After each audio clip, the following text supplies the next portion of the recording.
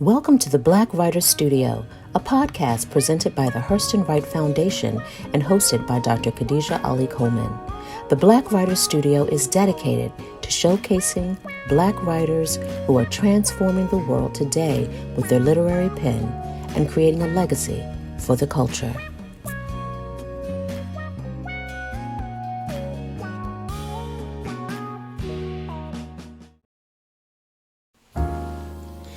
Zelda Lockhart is a writer, speaker, teacher, and researcher.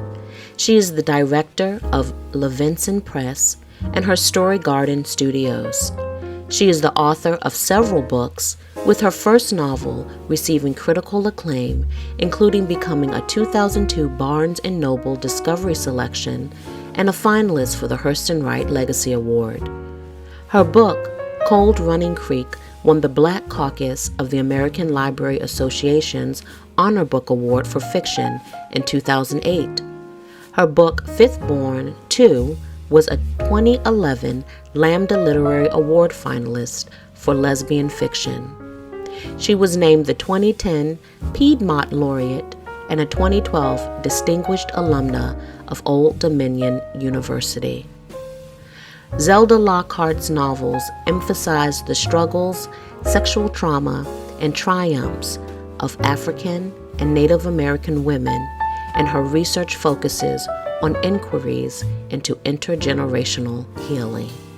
So this is so funny, but I get very excited when I'm talking to a writer who has a wiki page. So on your wiki page, it talks about your books, yes, and your awards that you've gotten for your books, but it also, your wiki page also talks about your work as a healer, and you have a craft book that you've written that really gives guidance on how to use writing as a healing tool. So I want to jump in and just first of all get a sense of look at that visuals, and for people that are listening that can't see the visual, tell us what you just put up. So this is the first edition of the solo, the full-length manuscript, and it takes writers through the process of using their life wounds to create literary poetry, fiction, or memoir. And it just takes you from the blank page straight through to a short piece, or if you're doing a longer piece, then that exercise takes up most of the book, and it takes you through all of the stuff, even the therapeutic things that you need as you go through the process. So tell us the name of that book again. It's The Soul of the Full-Length Manuscript. So tell us, let's start there. What even guided you to even see a need for that and to create a book that has that focus? You know, there's a story for everything. So you know, there was a personal spiritual impetus, and then there was a professional impetus that has to do with the lie of white superiority. So the personal spiritual impetus for writing the book is that, you know, I have been teaching or facilitating workshops, just intuitively led to do that since maybe I was about 22 or so, and opening my home to that space. And so as I had been doing that work for so long, I realized that I needed some kind of way to pull together the exercises, because a lot of times I would make up exercises based on what the women were needing, or they were, let's say if they were away for a week, if we were doing a 5-week process, and then generally in the middle of the week, I emailed them with just anything that has come to heart or come to mind through the work that we have been doing, or some wisdom, or, you know, or collective wisdom. And sometimes it's like they would need to understand something new about whatever it was that they were going through, and how it is the writing process can help them out with that. And that's what create, you know, these exercises to do, like the mirror exercise is one of them. Or the other thing that would happen is I'd be doing some professional development And I was always using, it's all art-based, like, trained in the police department or something like that, training, for lack of a better word, and using their own life stories and helping them to come to a place of more empathetic involvement with each other and with their community, and then trying to create exercises that would bring them to that naturally, that come out of the head, get you out of your head and into your heart. And so anyway, I was creating a lot of those. And then here comes the professional part. And then one woman who had taken one of my workshops, she, well, let's say she took one of the workshops. And then about 2 months later, there was a different group of women taking the same workshop. And that woman was a white woman, a writer who does workshops and stuff too. And one of the Black sisters was taking a workshop, the same workshop, about a couple months later. And she said, "What's this?" So she handed me a sheet of paper. "What's this?" And I was like, "Oh, this is the exercise, but I didn't give it to y'all yet, I don't think." And then she was like, "Yeah, so what is this?" She goes, "Really look at it. What is this?" And I looked at it, and then at the bottom, it had the other person's name, and email me if you have any other questions. And I was like, "Oh my God!" So I confronted her. So it was the woman who the white woman writer who shall remain nameless right now, who did workshops. And so now I was doing at UNC, I was on a panel, Dorothy Allison and I were on a panel, and it was about maybe it was that following spring. So it was maybe like 5 months later or something like that. I still hadn't had a chance to confront this woman, about what she was doing, which needed to happen immediately because she's out there using my stuff. And she was in the audience. And I was like, "Oh, I gotta keep my eye on you because you're not going anywhere." And so when it was over, I walked up to her and I took the exercise out of I had it in my backpack, and I was like, and I did what my student did. I said, "What is this?" "Oh, that's the exercise that you gave us. And yeah, so I've transformed it into something that I was like, no. This is the exercise verbatim. It's like straight from my email that I sent to you all." So her reasoning was, this is what we do. We as writers and as teachers, no one really owns any knowledge. No one really. And I was like, "Oh, messed up now." But I asked myself, and this is something that other people, I talk about it in the Soul of the Full-Length Manuscript. These kinds of moments are opportunities, so that I had to ask myself, what am I doing or not doing? What have I internalized that would make it so that I haven't owned, for lack of a better word? Now we know that it is BS to own, but it's not BS to show that you are worthy of something, and that is your thought process. But to lay claim to the reality and the truth that is mine. And I said to myself, you're not putting it in a book. You're not writing it down.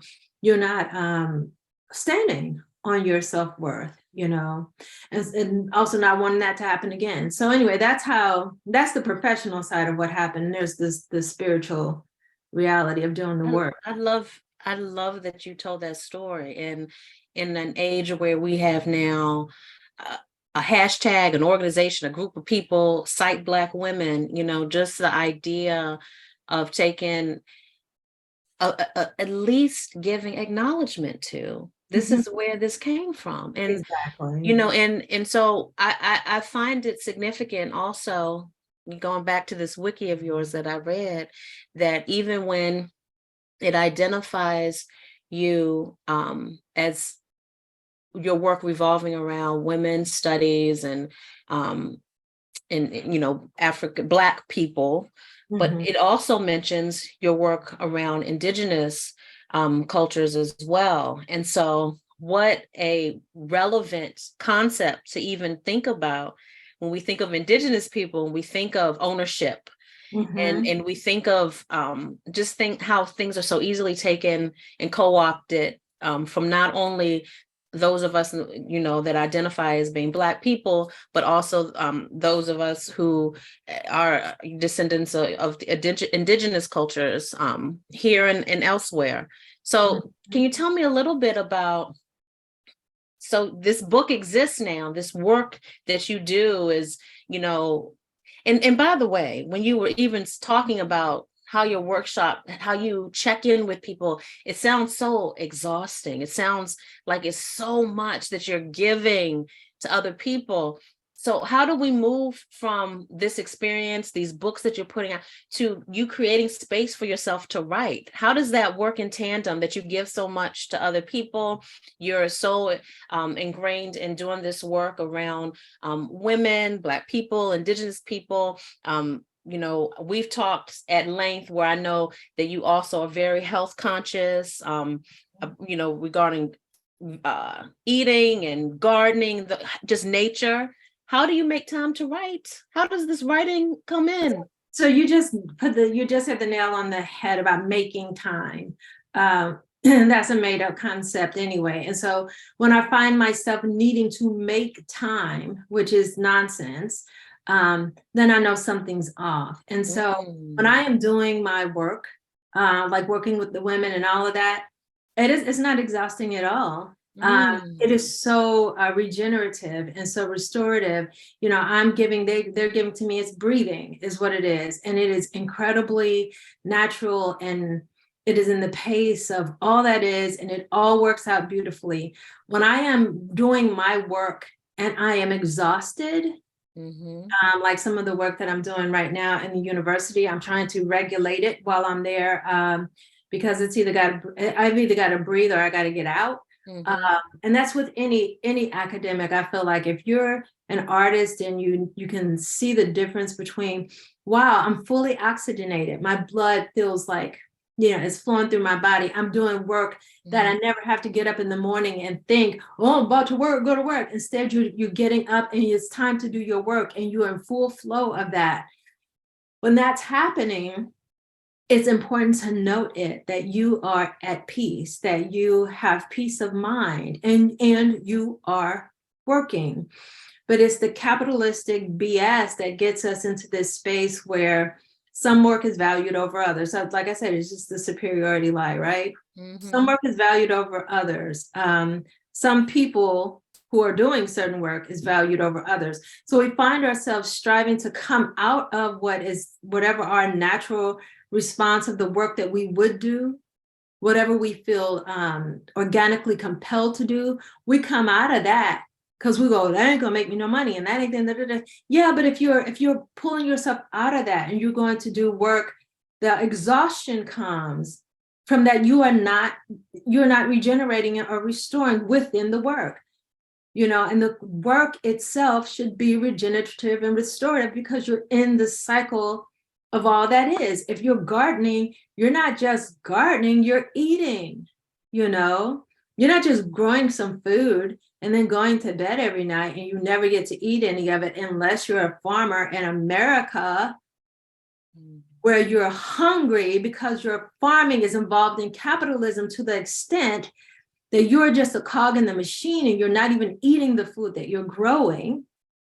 Otherwise, you're gardening within a cycle, okay? Work of any kind, gardening, which is a good example of it, or teaching people. You're teaching people and you're being fed by the light and the grace and the forces of every time they exhale all of the amazing things that they have learned, and all of those phytonutrients that come out of them once they grow, you inhale all of that. Your house fills up with light, literally, your studio or wherever it is that you're working. But if you're working someplace where there's just eat, take, and you're just seen as the producer of the thing that should be taken, you're gonna get exhausted. Yeah. So my exhaustion is my litmus test. When I feel exhausted within work that I'm doing, I tell everybody to leave me alone, sit down, shut up, because I got to figure out how do I get regenerated in this? And if I can't, then I can't be there, period, as my students like to they like to point out that I say period a lot. So essentially, I was calling myself out when I said that what you expressed sounded exhausted. That's me projecting, because that litmus test is something, and it's so accurate. It's something that I have not done well enough to really set those boundaries. So it sounds like, as you speak, when I asked the question, how you make time to write. It's not about making time. It's about being allowing it to be intuitive in whatever the process of living is for you. So yeah, I write every day. yeah. I always have, unless I didn't write when I was in labor with my daughter. So it's kind of like I integrate it, and I talk about this in the soul of the Full-Length Manuscript, about like a practice. What is a practice of anything? We talk about a practice at the beginning. So when we talk about practice, just so that you can get into the writing. So we talk about that practice, and I talk about how, we learn practices. You learn to brush your teeth when you're 2 years old, hopefully.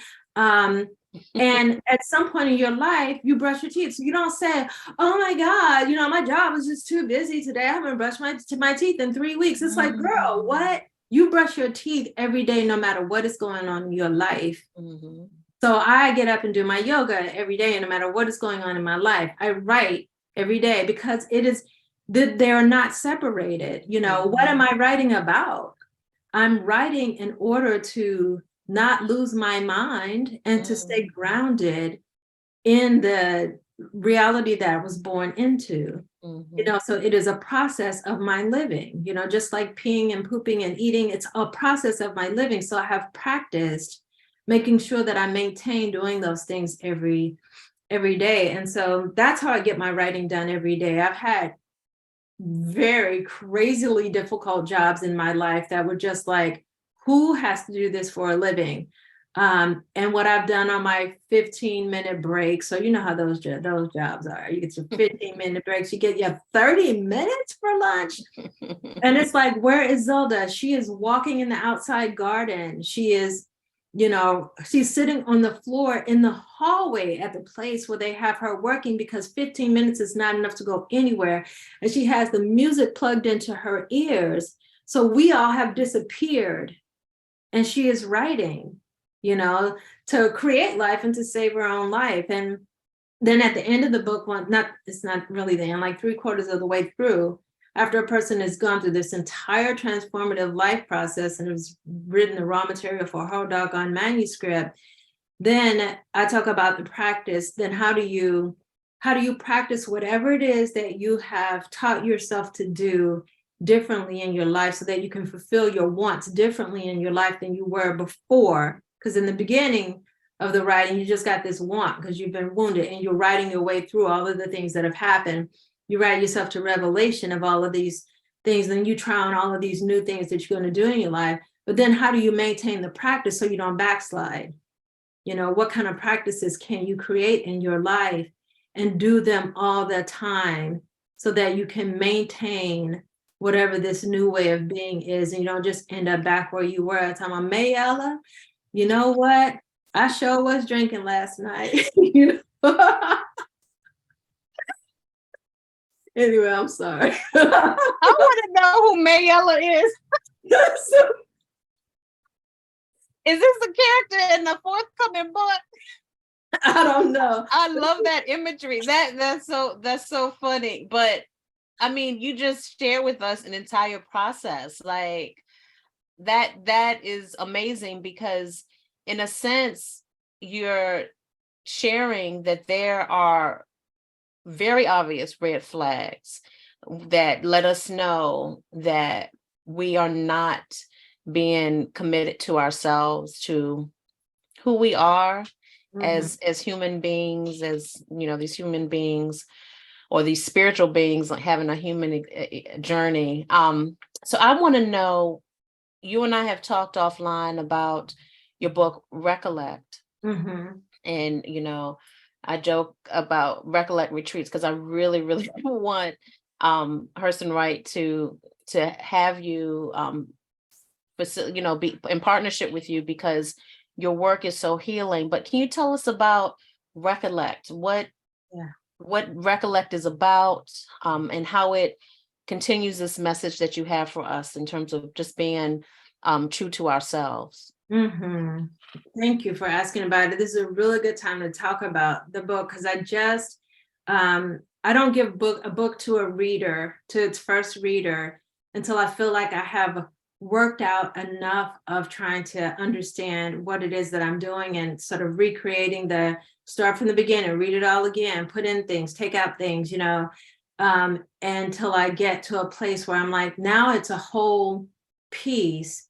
Now I need the help of somebody else on a very specific thing. So I literally just gave it to a reader about 2 hours ago, to the first reader, even though I've been working on the book for I started right at the beginning of the pandemic, working on Recollect, because I was putting my foot down in my life.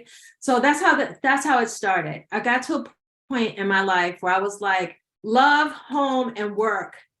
I am sick of my loss of discernment in these areas and not understand. There's something I don't get. As much awareness as I have, and as much journeying as I do, and experimenting and trying to figure stuff out, there is stuff I don't understand. And I don't understand why I don't have what I want.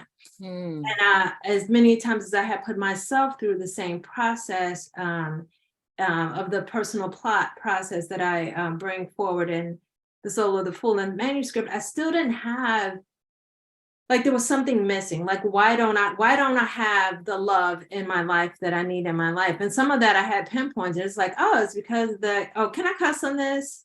Yes. Okay, so I'm working so hard right now not to cuss. I'm like, that's exhausting. I'm like getting really tired trying not to cuss. But yeah, I know that a lot of it's because of all the shit that happened to me in childhood, with my formative, those are your first loves of your parents. But I just couldn't figure out stuff, especially with home. And I had this house where I was teaching that I had studio space for almost 20 years.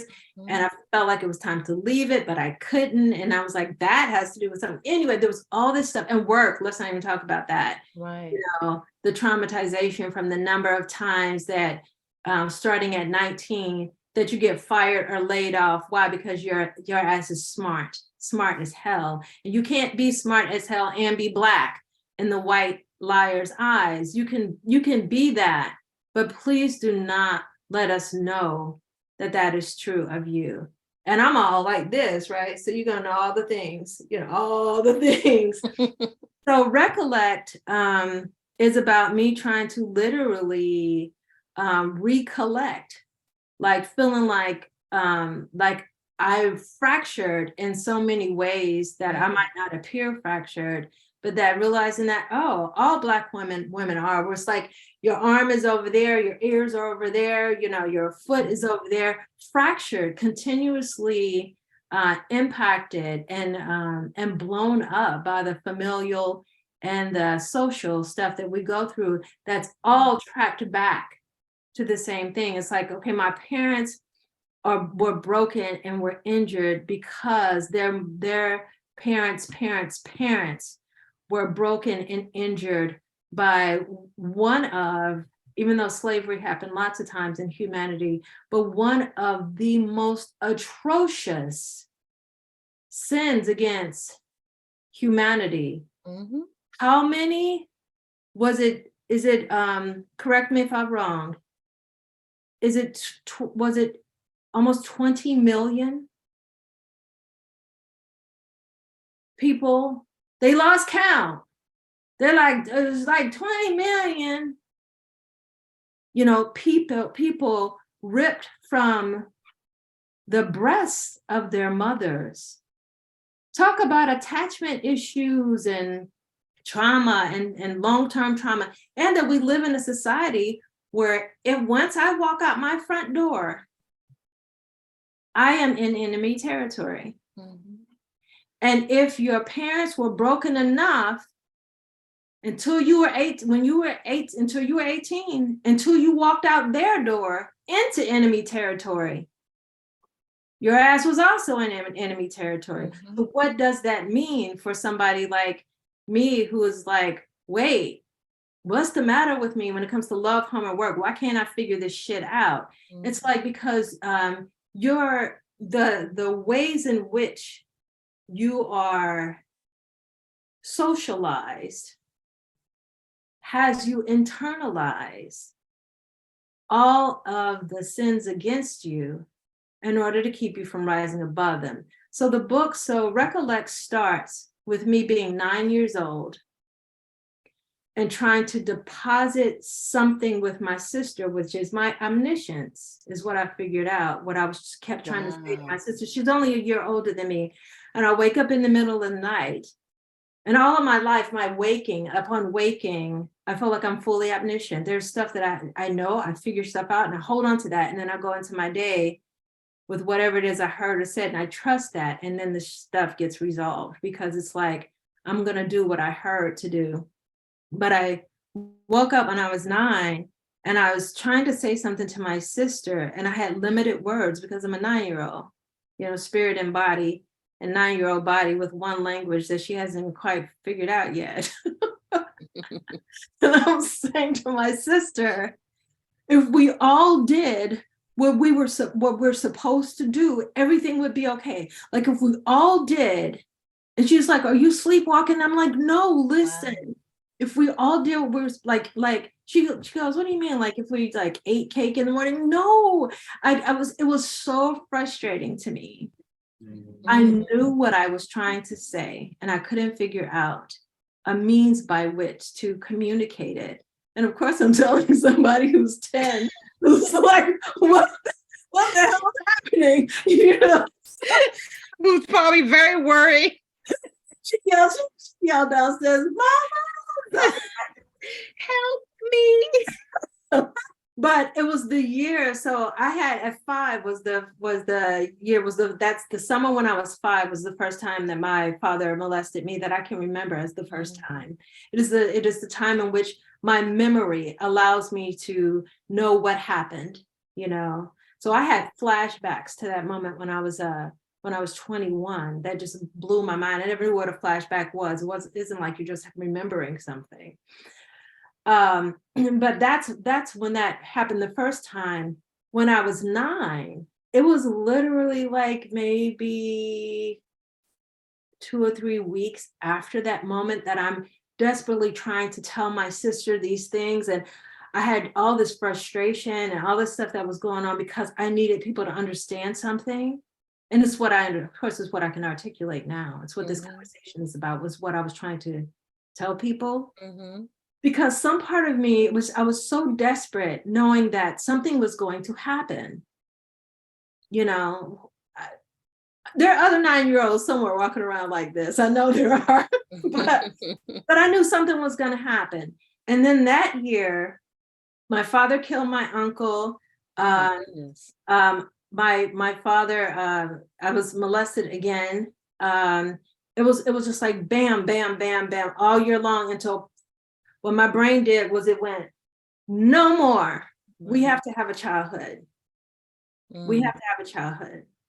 So all this trauma and all this trauma that keeps happening, we'll experience some of this. All this, we have to survive, and you have to have a childhood. Yeah. And so then what happens to a brain? What happens to Black women's brains? Hearts, spirits, if we can't recollect that. And this is so the women that I have worked with for years sometimes start saying, "No, I can't write this stuff, it's too painful." But when they do the entire process, they realize, had I not remembered and worked through all of this, not just remember for the sake of remembering and exacerbating pain, but remembering for the sake of, that is my mind and my heart and my soul, and it is coding. There's coding in there for the rest of what I came here for. When my brain cordoned off all of that horror, it took with it the thing I'm supposed to do, which makes everything fine. So the 9-year-old is saying, if we could do what we're supposed to do, she's saying that so she won't forget. I was saying it for me. Mm-hmm. I never forgot saying that. My sister never forgot too. To this day, she goes, do you remember also coming to me in the hallway saying, where's the what? Like, do you understand? I'm saying to my sister Francesca, do you understand? I'm asking you, where is the what? And she's like, Mom. She's doing it again. Well, have you found your what? Have you found what? Do you know what you're supposed to be doing? I feel like I like the writing recollect, which I also lived it, because I went to love, work, and home in my life and put my damn foot down in what I called an experiment. And in each case, I felt like it was going to kill me. But that's what facing that's what coming up to the threshold of fear will feel like. It will feel like I am going to die, you know? So I went back to a previous love, and I was like, I'm working this love shit out. I don't care what. I will stand on point until I understand the thing that I need to understand, the storm, the fire, the everything, and I'm standing still. And it was like that with this person. So. And be damned if I didn't understand. Friends were like, girl, this is gonna kill you, what you doing? And I'm like, I'm not leaving this storm until I understand me. I'm not trying to understand the other person. I'm trying to understand me. And I understood. And ancestral, my father, my brother, who has long since passed away, they were coming into the dreams, showing me scenarios and all kinds of stuff that helped me to understand. And I was like, okay, I get it. Same thing with home. I was like, I'm going back to that house. I ain't leaving this house until I understand why is it that I am this way with this house when it is time to go. And I intellectually understand that, but I can't. And then I understood. I went back to a job that was just like, girl, you left the job, but they dangling a lovely carrot, UNCW. I was like, I'm going back. They said they want me back.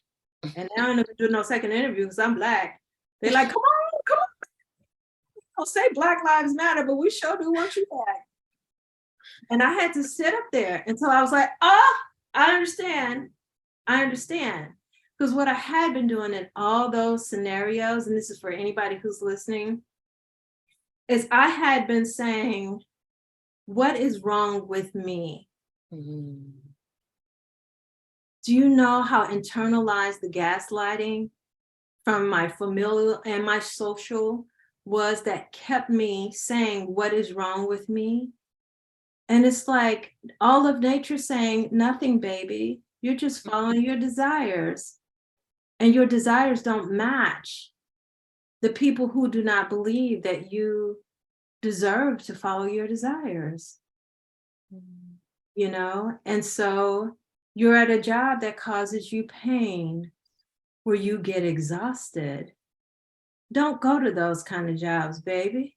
Where the whole rest of the, society around me, who's also gadless, is going, you gonna turn down that kind of money? But that's the glass ceiling. You're all the way up there.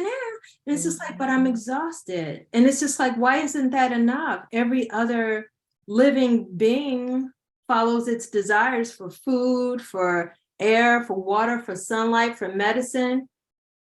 And if we as Black women are taught not to do that, because you cannot be in service to the capitalism machine if you are aware of what you do and you do not want. Right. And it's just like, so that is like this whole preaching in order to help you understand, like, what the heck is the book Recollect? It's my journey from 9 years old to now. So it ends in my 57th year, and I'm 57. It ends when I, with my daughter, jump out of an airplane and skydive. When was this? On my birthday in June. Really? So this was this year? Yeah. Oh, wow. So will Is it anything like the first book that you talked about, where there are activities? Is it for the reader to engage in process with you, or is it a memoir for them to read your experiences and then do with them as they may? Well, one iteration of it, the first iteration of it, had like at the end of every chapter, here's a ceremony and here's a lesson. And I had to stop that and let go, because I was like, Zelda, the ceremonies and lessons people pick up on in my life. You're using, I inadvertently, or I won't say inadvertently, I guess it was me following what is true for me even when I came here. So I'm following art, I'm using art and using nature, leaving my house in St. Louis when the shit is going down inside the house, and going outside, and the beautiful universe of the mulberry tree, and the pods of the milkweed, and the smell of the concrete after it rained on the west side of St. Louis, and and being comforted by what it is that I am truly a child of, where it is that my other biology of being a child is not working for me. So those ceremonies are inside of everything that I'm doing to survive, and then later to thrive. And the lessons are too, sometimes even spelled out in my life as lessons, so I had to say to myself, let the book be as it is when someone goes and visits with someone, because and this happens in the book, because they know that this person, even though they don't know this person, is someone who is going to continuously offer them the things that they need to know and the place that they need to be. And so it's like, just tell the truth of the things that have happened with you and the journeys you have had. And that is more than enough.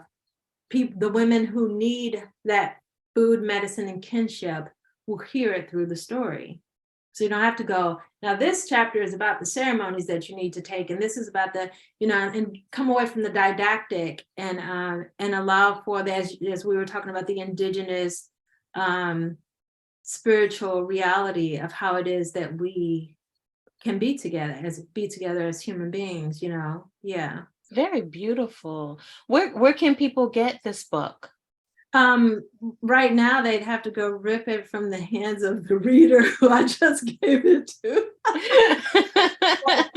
Hopefully so Trinity comes out. Trinity is almost like the novel version of this book. That's about 3 generations of men. So that comes out this coming summer 2023. And my hope is to, now that I have the book in the hands of readers and it can begin more quickly volleying back and forth with things that need to be tightened in the story, to get that plot a little tighter and to figure out what things readers don't necessarily need, even though they're an important part of my journey, is to go ahead and sell Recollect fairly soon, like sometime within the next 4 months or so that it sells, and then a couple months later Trinity comes out, and so then about maybe a year and a half after that Recollect will come out. Okay. But yeah, Trinity, that book is the story of 3 generations of men from like right after, like the year after the Emancipation Proclamation to the 1990s, and what they're trying to breed out of their behavior and their life is violence as Black men, but that violence is being enacted upon them so consistently with everything that they do, from even thinking that, oh, that's the ticket out of the South, is that I'm gonna go I'm gonna join the army and I'm gonna fight in the Korean War, or that I'm gonna but the violence is at the same time that society punishes Black men for violence, they actually put them, the way that they put Black women in the machine, they put them in the machine to be the violent warmongers. And so then it is the ways in which that has within the households, within the families. So one of the the characters, the parent of the main character, Benny, when she is gone through the hands of some violence of one of those men, I won't say which one, the rest of the almost the rest of the book, she's trying to, the girl spirit that she was carrying when she was murdered, she's trying to push that spirit back through out of love for the person who killed her, who's one of her own, to try to, because she understands the larger picture. And the girl child comes through in the last third of the book and takes over the book. She opens the book spiritually.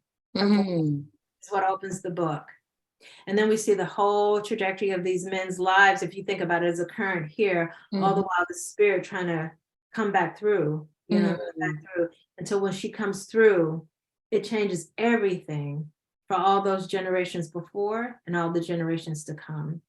Sounds so beautiful. And I can easily see that as a visual, as a film or a series as well. It's just so, it sounds so tangible and compelling. It's interesting because I recently shared on the Hurston Wright Instagram page this excerpt of Toni Morrison speaking in an interview, talking with the interviewer about spirit, and it was in reference to her writing of Beloved. But the interviewer asked her, does she believe in this spiritual aspect of life, our ability to connect with ancestors that are not still on earth with us? And she shares that everything, all of her education and everything had tried to teach that out of her, or to, but she eventually, yes, has come to the awareness that, yes, that exists, and even had a story to share with the interviewer of being a little girl and having an engagement and interaction with the spirit of a deceased relative. And so to hear you speak so easily about spirit and to integrate it so naturally within your work, and to even be able to talk about your early life where, and you talk about being omniscient, but just this level of awareness, I think that in itself will open up readers to the possibility of who we are as humans, not just being trapped in our earthly presence, but being able to all of our senses, into intuition and awareness of behind what's behind the veil as being another sense. So I enjoy talking to you. I think last time we talked, we said like, this is really good. Like we could talk forever. But I want to, as we wind down, I want you to tell listeners the books that you do have out. We know that the 2 that are in the pipeline, where can folks get some of your books that are out, and direct them to where you want them to go? If it's a website or if it's a certain bookstore, where do you want folks to get your work? I want folks to go to independent bookstores and go to their websites and order the books. It may take you maybe 1, maybe 2 minutes of the time that we have created. Can I just say something? Let me just you trip me out where you are already, when you say anything, you are all ready for somebody to give you some shit. And you are all ready for somebody to have a problem with what you're about to say. So you already have your spiel planned for that person that's going to give you some problems with what you're about to say. And that cracks me up. So I just had to say that. So even with a seemingly innocent ask of where to get your book, you are already prepared for somebody to have something to say. And this is your message to them. So I'm sorry. Yes. So end scene for me and continue, please. I'm sorry. Thank you for pointing that out. That may be because I grew up in a large family, maybe because they would answer back to that. No, she's just contentious. But go ahead. I'm sorry, I interrupted. So tell folks why they need to get it from the independent bookstore. Yeah, get it from your independent bookstores. And so there's Fifth Born. That's the first novel. There's Cold Running Creek. There's Fifth Born to the 100th Turtle. There's soon to be Trinity is going to be out soon. The Galley's already out. There's Diamond Doris, Mama Bear, The Soul of the Full-Length Manuscript, and soon Recollect. Yay! Yes, you can. I don't even need to tell you the other thing that you could do. I mean, we all know that you can get this from there, this from there, this from there, this from there. You can get anything from there, Yep. Then yes, can they go to your website to learn more about you? Absolutely. So you can go to ZeldaLockhart.com and learn more about me, and you can go to herstorygardenstudios.com. That's my studio for Black women to write, heal, liberate using nature and writing. So herstorygardenstudios.com. And are you actively doing workshops now? Yeah, well, I was going to say this weekend, the list of winter and spring workshops go up. Awesome. Which are going to be some wonderful stuff. There's a decolonization for Black women journal writing workshop. There's some Write in Natures. There's some Write in museums workshops.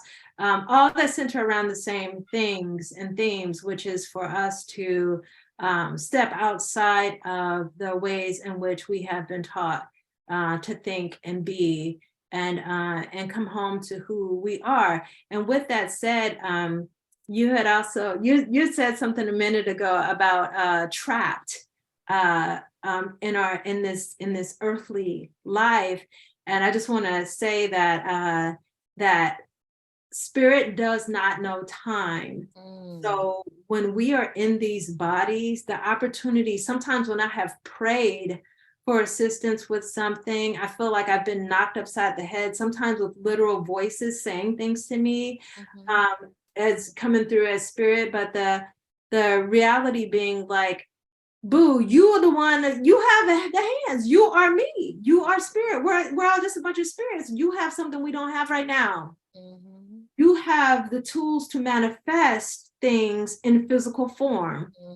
You can move that cup across the table. That's hard as shit for me to do, because I'm just spirit without body. You have hands. Some of you have hands, eyes, nose, ears, mouth, language, feet.